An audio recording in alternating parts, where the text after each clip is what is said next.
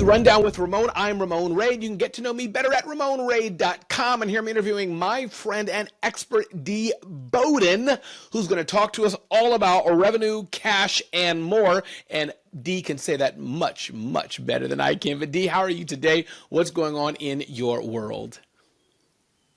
Hey, well, first of all, Ramon, thank you so very much. I'm doing great. I'm glad to be here. It's taken us a few times to get us together, but today we're here. So first of all, thank you so much. I'm excited to have this conversation about cash flow, revenue recovery, and how did I get into this fabulous line of work? And I know everybody's like, what? Who does this? That is true. I would wonder myself. And what is revenue recovery? I'm just curious right at the top, before we get into who you are, what is revenue recovery? It's a term that maybe many aren't so familiar with. What does that mean and why is it important? Sure. It's a fancy corporate term. What it basically means, revenue recovery is collecting your unpaid invoices. Okay. That's what it is. For example. Basically, for example, let's say you have a contract with a company, and the payment terms are, say, net 30 or net 60 or net 90, and let's say you've submitted your work, you've invoiced them, and then the payments haven't come in. If you're dealing with an accounts payable person, the person who processes the invoices, and all of a sudden you're like, I've submitted my things and I haven't gotten paid. Usually when they pass the payment date, you're like, I need to get on the phone and start asking the questions. I termed it revenue recovery because I have done it. I have recovered millions of dollars for government agencies, corporations, IT companies, software companies, and so I'm coming from a corporate background. That's been the fancy term, but on layman's terms, revenue recovery equals collecting the cash. It equals collecting unpaid invoices. So for small businesses, medium-sized businesses, and corporations. Got it. And what pain do they have when they realize they need a revenue recovery specialist like yourself? And is this like a niched item? Help me understand the pain point when they're like, you know what, we need to find a Dee Bowden. How does that work?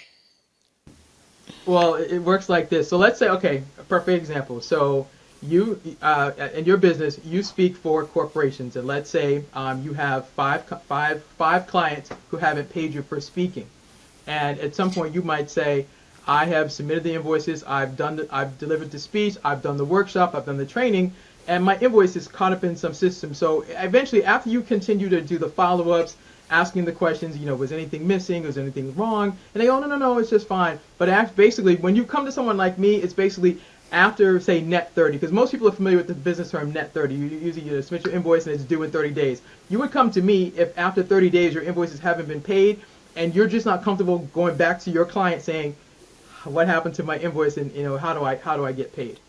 Got it. And is net 30 too soon, D, or is that relative? Meaning, should you give people net 90? Like, if we're cool, I know them, or is that like, nope, be business, be gangster, net 31, call D? Well, no, it depends. I'll say this: it depends on your contract. Because now there are some people who do business payment terms are net 30. So basically, net 30. That's for the contract. It could be net 60. It could be net 90. My specialty and my expertise has come from dealing with companies that have said, so I guess I'll get into the backstory. So Please. How I got here was that I got hired by a small IT company outside of Boston, where I'm originally from. When I got hired, they said, we have a collections team, an AR team, and they said we have $8 million in outstanding receivables that have been sitting for over 90 days.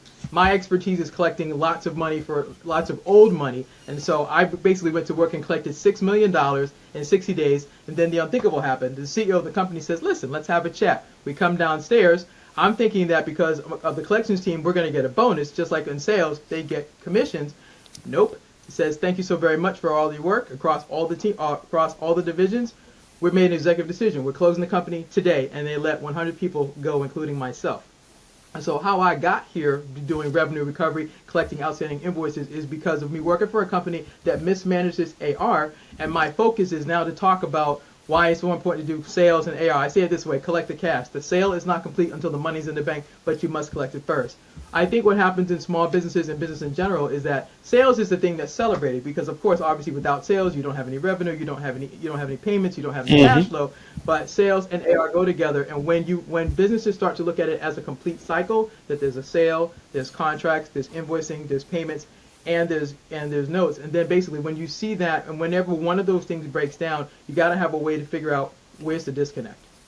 Wow, wow, wow. And what was the journey of you becoming a business owner from employee to business owner, or, from having it be your own business, doing this from that stage? Was that difficult for you? Easy? You just flip a switch and say, hey, my shingle's up and people flock to you? Or did you have to do some regular business stuff over Oh for no. first?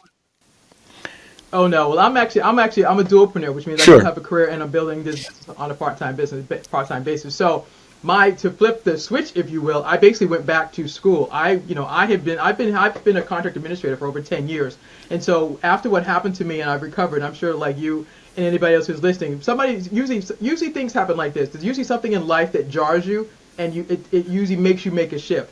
And for me, I watched this company go out of business, and then you fast forward to COVID, and you're watching like the Charmin Charlies and the Kmart's and other stores go out of business. And I'm watching all of these small businesses go out of business. And for me personally, when I saw Broadway shut down, what first thing that clicked to my mind was, wow, all those theater houses are all businesses that have contracts with vendors. All those vendors had sales projections they were expecting to sell all their things, and all that money they were expecting to make was not going to be made.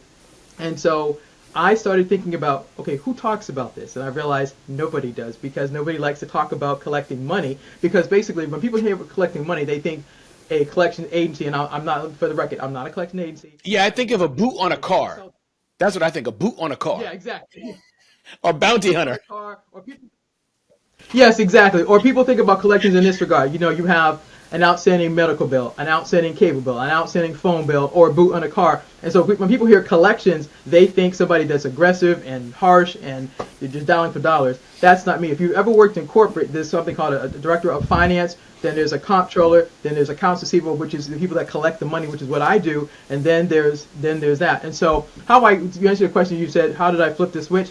I decided to go back to school and actually learn the process of becoming a business owner. So I went to Steve Harvey's Act Like a Success School of Business Acceleration. So I put myself in a business program for a year. I also have a master's in management and general business. So I've been working on educating myself for years to do this, and I finally was like, okay, if I want to leave a legacy, which is what this is really all about, how can I do that? So one of the ways to do that is, one was create a business, two was write a book, and then three was starting to get on podcasts like yours and others and start to tell my story and talk about why this matters. Because this is the part of business that a lot of people kind of go, it's the back office, it's not super sexy, nobody really wants to talk about it. But when you're owed money in your business and you're like, man, I've got all these invoices and I haven't been paid, the wheels start turning, and what happens is a lot of people stress. And what I want to do is change the conversation. That I want to look at it for sales, contracts, invoicing, and payments. It's those four things that go together. And when you can see that when all four things happen simultaneously, you have the sale, you have the contract, you have the deliverable, then you have the invoice, and then you get paid. That's how you know you have a cohesive business. And when one of those is missing, which is my lane, when you're not getting your payments, I want people to have the conversation and say, okay, if I'm not getting paid, what do I need to do? What's the language do I need to have? How do I do this? And if I don't like doing this, then there's someone like Dee who can come in and teach my team how to do this more effectively. And so what would you say, again, we won't be able to work with you in the long term, but in the short term, like one or two tidbits, what's going wrong here? Meaning, I don't even know how to ask this, but I'm starting my business. People aren't paying under a year one. Is that probably my fault, or is that the client's fault? Or I'm in business 10 years and I'm realizing, and you tell me a percentage, 3%, 10%, whatever number of our accounts receivable are not being paid. What's, besides you, Dean, you helping to solve it, what's happening to cause this even? Something went wrong, I'm guessing. Or maybe that's just a market demand. I don't know. No, it's so well, first of all, great question, Ramon. So what went wrong is this. When you're in business, most people do this. They get their sale and they're excited, they land the contract, they do the deliverable. Then they go, oh crap, I have to invoice my client. So they're not taught that you do the sale, the contract, and you do invoicing. And then they don't track everything. Now on the sales side, people track things all the time, because you track how many prospects you have, how many calls you've made, and how close you are to closing the deal. What doesn't happen on the back end is that you don't track how many invoices are owed to you and how much money is owed to you. And so then, like, when am I going to start making calls? So in order to change this, there has to be a conversation around, okay, how do I see this differently? So what happens if you're a new business? If you're a new business, one of the first things what needs to happen is this. You need to have a tracking system, which is basically the name of your vendor or your contractor, your contract number, how much is it for, what do they buy from you, whether it's sneakers or professional services, when do you invoice them, when do you bill them for the product or the service, and then when do you get paid? I think what's missing is that part of the conversation isn't had because most people don't track things, because you and I both know what gets tracked gets measured. And if you don't track it, then you can't measure it. But why do I have to track it, D? Because in QuickBooks or Xero or Zoho or NetSuite, I sent the invoice to D. $75,000 for 1,000 widgets. What's there to track? Right. Well, here's the thing. What's there to track? There's a track in number one. Number one, did you prepare the proper invoice? Number two, did you send it to the right person? Number three, when is it supposed to get paid? Even if you submitted it through QuickBooks or Zoho or any other system, even QuickBooks tracks how many invoices you submit per day, per week, and per month. Same thing, same concept. The point is that when people understand that they need to track their sales and their payments, I think that will change the conversation, because right now, a lot of things are this. If you are a small business and you basically do cash on demand, so basically you bill somebody for something, they pay you on demand. You don't need my services. When you come to me, you're saying, D, I have $10,000 or $100,000 or millions of dollars in invoices, and my payment terms are either net 30, net 60, or net 90, and I have not been able to crack the code to figure out how to get my payments. I don't feel comfortable talking to my client. Can you train me on how to have this conversation? So one, I don't ruin the relationship, but number two, I need to improve my cash flow because I have people, I've got payroll to meet, I have things to do, and my cash flow is tied up in these unpaid invoices. That's why we're having a conversation about this, and that's how we're hoping to change it too. I love it. So it's essence. I know you said conversation many times. You don't have like a baseball bat in your arsenal. It's not that kind of conversation, right? No, sir, it's not. Absolutely not. Because here's the thing. You and I both, for example, how Yes. you and I got here was based on what? Relationship. Right. You and I would not be having this conversation if we had not built a relationship. Like we've had relationship and conversations for almost over a year for us to finally get here today. Same thing with business. Everybody knows in business that business starts with a conversation. It's the first key. The first key is conversation. Then you go into your sales process, all the things. And I personally happen to believe that in order to collect unpaid invoices, there has to be a conversation. I say it this way. I say it this way. What had happened is kind of like my tag phrase. Most people know me by that, because basically when your invoices haven't been paid, there's a story behind what happened. And I'm in the problem solving business, so I want to re-engineer what happened. So for example, the invoice was not submitted properly. Okay, lesson number one. The phone call needs to be made to accounts payable inside corporate to find out what happened to the invoice, what was missing, how to course correct it. Number two, you thank the person for taking your phone call, but here's the key. That person who helps you solve your problem deserves to be thanked, because here's the thing, without asking the right question, you would not know that there was a mistake made and that your payments are being held up. I've watched you in the airport. You talk constantly about smiling, being nice, saying thank you. Those are some of my keys. My 4 keys to collect the cash are problem solving, which is answering the question of what had happened was. Number 2 is providing excellent customer service. I believe that just because you close the sale, that the sale doesn't end there. The sale ends after all the things that are taken care of with that customer are satisfied. Number 3, my secret sauce is gratitude. It's an intangible, but it's an important thing. Most of us know businesses that they do this. They have on their invoice, thank you for your business, because they know you have a choice where you spend your money. So I believe in saying thank you to the people who pay my invoice, and more importantly, people who help me solve my problem. And then there's relationship building.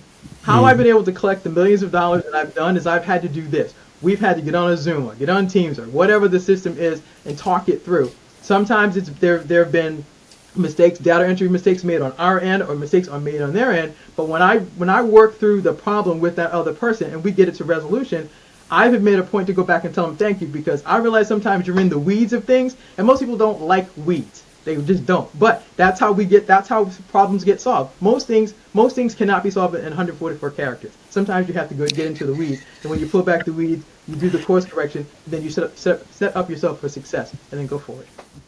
I love it. I love it. I love it. I'm writing a note about that 144 characters. That was a great quote. Curious here, Dee, it seems like most of the problems, and you tell me, I'm just making a guess what I'm hearing you say, is that it's not a nefarious, evil person hiding behind a rock. It's somebody who's unconnected to the money. Jenny doesn't even know who you are, nor care. Typo, digit, something went off, wrong fax number. It seems like, I see your nod, most of those things are that simple. Is that fair to say? Oh, it's absolutely fair to say, and that's part of it. And it's so funny because I've dealt in the government space for a long time. I can't tell you the number of data entry errors that have held up millions of dollars because somebody was fat fingering something. They made a mistake, and unfortunately, because people don't do a lot of quality. Well, I'm sorry, because people don't do a lot of quality control. You don't know that going back and fixing that one error on the front end will save you tons of time on the back end. And I think we've gotten away from that because, everything is so quick where you're like, we upload things quickly, we send things quickly, and then if something goes wrong, nobody wants to take responsibility. It's like, oh, it's your fault. No, it's actually mine, because it's like if you had just done 5 extra seconds to review your data, you would have known, oh my gosh, I forgot something. And I'm just of the mindset that fix it on the front end before it becomes a nightmare on the back end. I love it. I love it. And now what about the nefarious side? Tell us a story where you called somebody and they said, well, let me tell you, Miss Bowden, you ain't getting your money. Never. Tell us that story. What happens then? What's that scenario? Even though it's in the minority, what's that scenario like? Or either that scenario, they're evil, as it were, play with me here, and or, sorry, we owe you $10,000. We can't pay it because we have to pay our payroll. That's just it. Get in the back of the line. Answer those two. What's that scenario like? Well, I have not had the story of somebody not paying. What I have had though, and I talk about this and teach this, is that number one, as a small business owner, sometimes you have to do what's called partial payments. If you grew up old school doing layaway, it was really easy. Mm-hmm. So I'll give you a story. Basically, I talk about this. If you have a relationship with your client, and let's say they owe you $10,000, yes, obviously the contract was for $10,000. You expect the $10,000. They do that. There are times when you have to do what's called partial payments, and you can actually call your client and say, listen, you're trying to collect the money, and they may tell you, listen, I don't have it all. Okay, that's the first thing. Number two, how can we modify this contract so that you're going to do this? We're going to document it and say, okay, you owed me $10,000, you don't have it.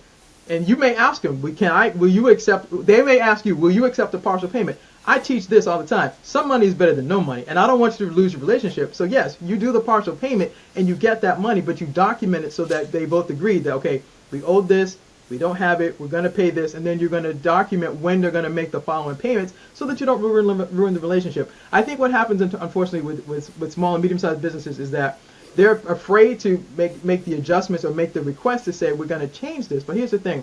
I don't want you to lose your money. I don't want you to go out of business. I don't want you to I don't want you to lose your relationship. I want you to figure out, okay, how can we go from what had happened was to how do we win? If the win is you take a partial payment today and then you schedule it for another payment comes in 2 weeks, another payment comes in 2 weeks, I would rather you do that and document it and confirm it via email so that both parties are aware of it. Then you just go, no, I'm not, because you don't have all my money. I'm just not dealing with you at all. I don't think that's smart business. I think it's better to get some money than no money.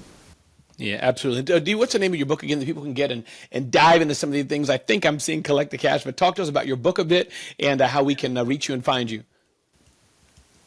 Sure thing. So first of all, thanks again. So the book is called Collect the Cash, and Collect the Cash basically was birthed out of two things. One, I told this story to my book coach, and she was like, "How much money did you say you collected?" And I said, "I did $6 million in 60 days while working part time." And then I said to her, "Listen, I collect money for a living. I'm in accounts receivable." And she says, "No, Dee, you have a system. You have a way in which you interact with business owners on how to collect this money, and we need the process. How did you know to create a tracking system? How did you know to use affirmations as a part of your changing your mindset to help you do this?" So she encouraged. We played double dutch. She won, which is why there's a book today. So you can get the book on Amazon, and y'all can also get it from me at www.collectthecash.biz/book. That's www.collectthecash.biz/book.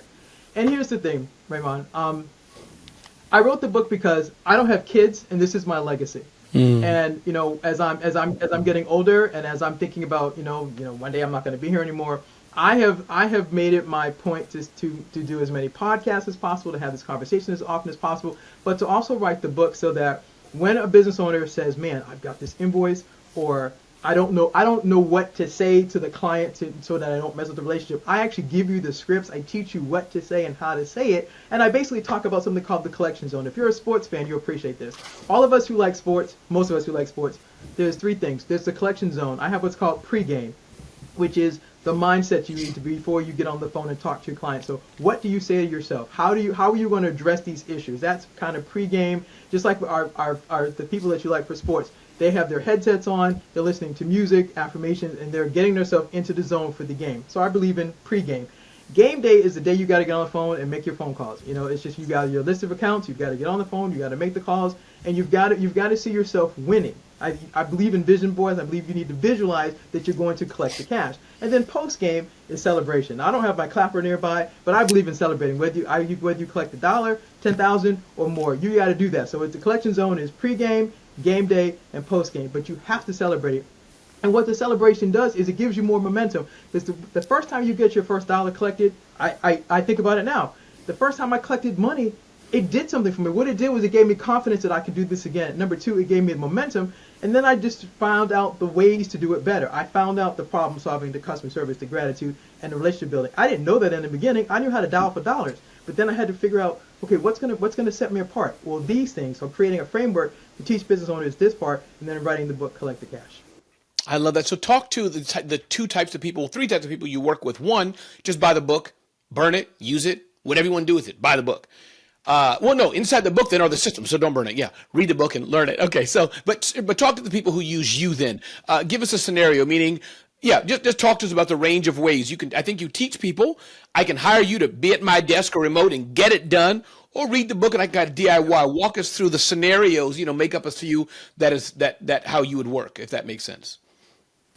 Absolutely does. So, for example, one of my clients was a small IT company, and he had $10,000, and he was like, "Dee, I'm struggling with getting this client to get on the phone and talk to me." So, we actually literally met at Starbucks, and he was like, "Can you help me?" I'm like, "Absolutely." He's like, "Okay, I want to outsource this account to you. I don't want to talk to them anymore. I just want you to do it." So I just want to see money in my bank account. Okay. That's all. I just want to see money in my bank account. And he was like, all I want is a report, and I just need to know when you get it solved. So that's one. Number two, I teach small business owners. I've done several talks for like the Professional Photographers of America. I did a training for them, and I taught them because all of those professional photographers are small business owners, and they were like, "Dee, no one ever talked to us about collecting our money. We take pictures, we make videos."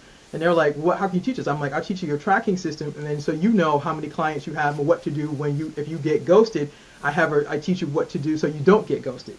And the third thing is that there are companies and corporations and government agencies that say, "Okay, we've got lots of invoices or lots of contracts that need to be closed out, and can you come in and clean up this mess?" I can do that as well. But the biggest thing, like I said earlier, is like all of this is to leave a legacy. I believe that we are all here to make a difference, obviously, and make dollars. But the more important thing is that my contribution to the business owner is how can I add value with teaching you how to make sure you collect the cash. I say it this way: collect the cash. The sale is not complete until the money's in the bank, but you must collect it first. That is powerful. And I think another thing, do you have a few more minutes, by the way, Dee? So make sure you have a few. Okay, good.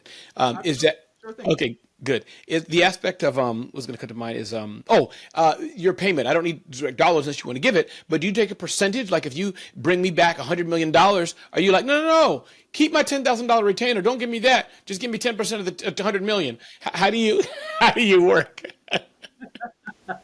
I do two things. It depends. I do it on a scale. So, for example, for some companies, I'll do a flat fee, and I say this is my fee, and if I collect it, that's fine. And it depends. It depends on the dollar value. If it's higher than say $5 million, I'd be like, okay, no, we're not doing a flat fee. He's a smart person. She's like, you know what? Yeah. Yeah. Yeah, I'm gonna take 10% of what I collect for you. So I love it. But here's the other thing, because when I get the 10% of what I collect for you, my objective is not just me collecting the money for you. It's for how do I help you improve your process and help you improve your system. Because here's the thing, I can come in and teach your team how to collect the money. I can come in and do it for you, as well. But if I don't leave you any better off than you were before you hired me, then I haven't really done my job. Yes, I can collect your money, but if you don't know what to do, if you have no change in thinking about this or process about this, and I haven't really done my job. Because the real objective is, okay, you let this go, understandably, you got busy, you scaled, you grew, got it. But if you don't course correct this, you will end up here again and again and again. My objective is, okay, let's talk about this and let's look at the system, let's look at the back office, the processes that you have in place. What do you need to do to change this? And then, okay, who can say, yep, we're going to implement this, or no, we're not. And then B, I have to get the buy-in from the team, because if the team says, what, we've always done it this way, I got it. But if you always done it this way and you want to stay this way, then you're not going to change. But if you decide, okay, we don't want to end up here again next year, what do we need to change? Then that's the working with me, that's getting the book, that's getting the training. And then it's deciding that, okay, this is worth us changing because we want to be successful. You want to be around longer than 90 days or 120 or whatever the time period is. I love it. Dee Bowden, one more time, tell us how to reach you, the name of your book. Feel free to brag a little bit and tell us again how to reach you. Sure thing. First of all, thank you so much, Ramon. Welcome. Collect the Cash. You can get signed copy at www.collectthecash.biz/book. That's www.collectthecash.biz/book. It's also available on Amazon. If you get it from me, I love signing my books. I love being able to write you a personal note, because here's the thing: when you get a book that's signed, you're not going to toss it. You're like, somebody wrote me a note. You see right behind me, there's all these books. I have a whole shelf of people who have written books to me and signed books for me. I save those. I treasure those. That's the first thing. And you asked me how to reach me. I'm on LinkedIn for sure. Good. And here's the thing: if you are a business owner right now and you're like, man, I don't like doing this stuff. I just don't. I like the sales part. I like I like all the cool stuff. I don't like the back office. I don't like the invoicing. I don't want to do this part. Schedule a call with me. Let's talk about it, because here's the thing: I want you to win. That's why I'm here. That's my whole purpose of doing this, is I want you to win. Because here's the thing: there are small businesses that get started every single day, and a lot of them are going out of business because they don't have systems in place for a lot of things. And tracking payments and getting paid is one of those big things that's not talked about, because everybody thinks that because you see all the flash and all the glitter on social media, that's not always true. There are people that are struggling, but unfortunately, we've seen it. Unfortunately, you don't know the struggle until you see the Charm and Charlies and the Payless Shoes and the Kmarts, and we just saw other businesses that were small that grew big. But I promise you that there were payments that were probably sitting on the books that were never collected, but it got so big and the mess got to be so bad. Unfortunately, they made an executive decision to close the company. But here's the thing: because I worked for a company that went out of business, I know that if you don't take care of this part of business, they can impact you. And like I said before, watching during COVID, I said I happen to like theater. So when Broadway shut down, Broadway is obviously a multi-million-dollar business, but all those theater houses are also small businesses that had contracts with vendors. Those vendors were planning on all the sales for all the shows to sell their things, and that's money they never got. So when I saw that, I said, okay, I have to find a way to have this conversation to make a difference, make a dollar, talk about the book, but most importantly, hopefully what I can do is leave tools and information and a process in place that business owners going forward, if they're saying, I don't like doing this, I can't do this, now they'll remember my name. More importantly, they'll go, Dee Bowden, Collect the Cash. He's got a book. The process is in the book. Let me get the book so I can save my company and continue to be successful. I love it, Dee. You explained it so well. Dee Bowden, Collect the Cash. If your business is hurting, you know who to see, or read the book. I'm Ramon Ray with the Rundown with Ramon, and this is brought to you by Celebrity CEO. Download your free personal branding blueprint at Celebrity CEO. And before you do that, get Collect the Cash from Dee Bowden. And again, my name is Ramon Ray with the Rundown with Ramon. You can get to know me better at RamonRay.com. Dee, thank you so much.